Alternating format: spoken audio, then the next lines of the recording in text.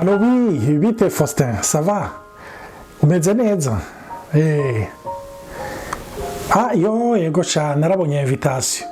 Sha, urazi yuko oya nta rubanza wokora je mbure ko haba.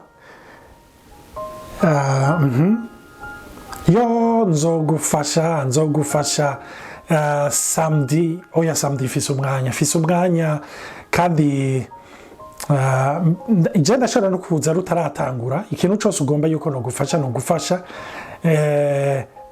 apana samedi gusa ahubwo reka na vendredi nzogufasha urazi umuntu afise urubanza nka rujya usanga ufise amakurse menshi ego oya niho ndi compte sur moi niho ndi mbe nyibutsa ruzohera sangapi. Ok, oya, ça va, 19h. Oya, jendi nduwawe gushika même 22h. Urashobora ashantuka no kwinjiza ibintu vyose ni bon. Urazi ibintu vya coordination ko ndabimenyereye. Merci beaucoup. Umunsi mwiza sha. Ego, ndamuramutsa ari hafi yanje ari ngaha. Merci, bye. Abari umuntu wakangahe wemereye gufasha iyi samedi? None iyi samedi hari urundi rubanza dufise? Aka kanya bibagiye ko wemereye Clovis kumuvugira ijambo. Yo, kutaciye nyibutsa ngo ndamwankire. Sawa rero, ndabikoze.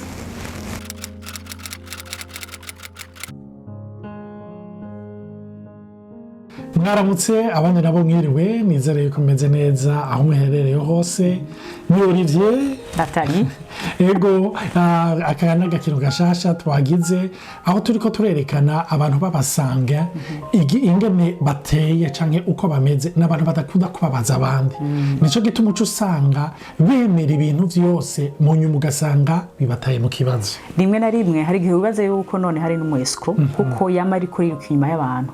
Rero iyo ubana nk'umuntu nk'uyu urashobora kumufasha ukamutabara ukumva yuko ico ariko arakora suguswaganya nuko akunda abantu ariko uwo rukundo rwiwe ururimo ibisho birengeje rero ivyo bisho bimufashamwo kugira uvyegeranye suko kuko hari igihe abikora ukumva umengana na kumara manje ariko iyo umaze gutahura iyo temperament ingene imeze ureka kuvyishira ko umenga ni kosa musangi na cyane ukamwibutsa yuko nahakunda abantu nahakunda kwitangira abantu ntashobora kuba mu kibanza cose mu mwanya umwe.